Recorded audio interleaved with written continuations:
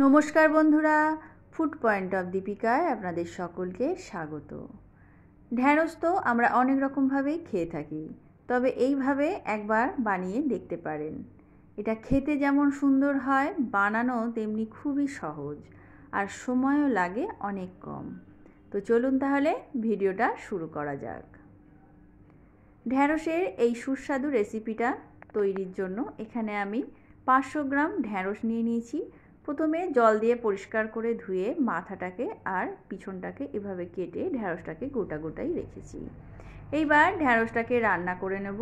তার জন্য গ্যাসের ওপর একটা কড়াই বসিয়ে তার মধ্যে দিয়ে দিচ্ছি 2 টেবিল চামচ মতো সাদা তেল। আপনারা এখানে সর্ষের তেলেরও ব্যবহার করতে পারেন, তবে রান্নাটা আমি সাদা তেলেই করে নেব। এবারে কেটে রাখা ঢ্যাঁড়সগুলোকে আস্তে আস্তে তেলের মধ্যে দিয়ে হালকা লাল করে ভেজে নেব। ঢ্যাঁড়সের কালারটা যখনই একটু চেঞ্জ হয়ে যাবে সেই অবস্থাতেই ঢ্যাঁড়সটা কিন্তু নামিয়ে নেব। খুব কিন্তু লালচে করে ভাজবো না।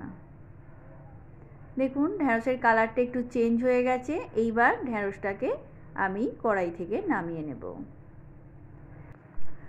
একটা ছাঁকনি নিয়ে নিয়েছি, ছাঁকনির সাহায্যে আস্তে আস্তে কড়াই থেকে ঢ্যাঁড়সটাকে নামিয়ে নেব।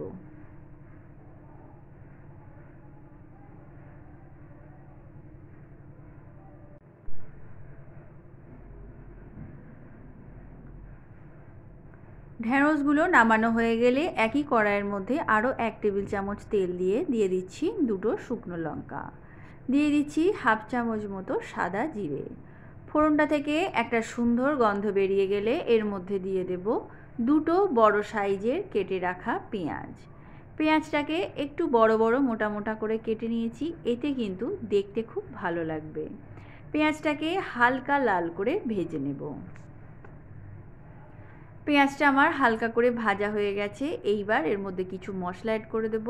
প্রথমেই দিয়ে দিচ্ছি ছোটো চামচের 1 চামচ জিরে গুঁড়ো, 1 চামচ ধনে গুঁড়ো, 1 চামচ মৌরির গুঁড়ো, 1 চামচ হলুদ গুঁড়ো, 1 চামচের একটু কম ঝাল লঙ্কার গুঁড়ো, আর দিয়ে দিচ্ছি স্বাদ অনুযায়ী লবণ। মশলাগুলো দেওয়ার পর খুব ভালো করে নাড়াচাড়া করে মশলাটাকে কষিয়ে নেব। এখানে ঝালের পরিমাণটা আপনারা আপনাদের পছন্দ মতো দিয়ে নিতে পারেন। একটু কষানো হয়ে গেলে দিয়ে দিচ্ছি 2টো বড় সাইজের কেটে রাখা টমেটোটা দিয়ে একটু নাড়াচাড়া করে নেব। টমেটোটা কিন্তু খুব বেশি ভাজবো না। এইবার এখানে 3টে আলু আমি সেদ্ধ করে নিয়েছি। আলুটাকে হাত দিয়ে একটু চেপে দিয়ে দিচ্ছি। খুব কিন্তু ভাঙবো না, হালকা করে ভেঙে আলুটাকে আমি দিয়ে দিলাম। এইবার ভালো করে নাড়াচাড়া করে 2 মিনিট মতো কষিয়ে নেব।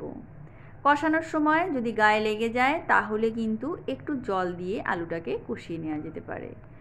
এইবার জল দিয়ে দিচ্ছি পরিমাণ মতো, তবে জলের পরিমাণটা একটু কম করে দিতে হবে, কারণ আলুটা অলরেডি সেদ্ধ আর ঢ্যাঁড়সটা ভাজা করে একটু নরম হয়ে গেছে। ঢ্যাঁড়স সেদ্ধ হতে কিন্তু বেশি জল একদমই লাগে না। জলটা ফুটে উঠলে এর মধ্যে ভেজে রাখা ঢ্যাঁড়সগুলোকে দিয়ে দিচ্ছি। ঢ্যাঁড়সটা দেওয়ার পর একটু নাড়াচাড়া করে দেব। এই অবস্থায় যদি লবণের প্রয়োজন হয় সেক্ষেত্রে লবণটা অ্যাড করে দিতে হবে।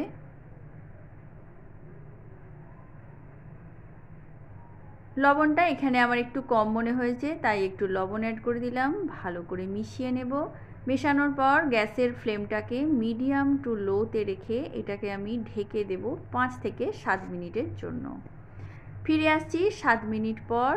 7 মিনিট পর একটু নাড়াচাড়া করে দেখে নেব ঢ্যাঁড়সটা ঠিকঠাক সেদ্ধ হয়েছে কিনা।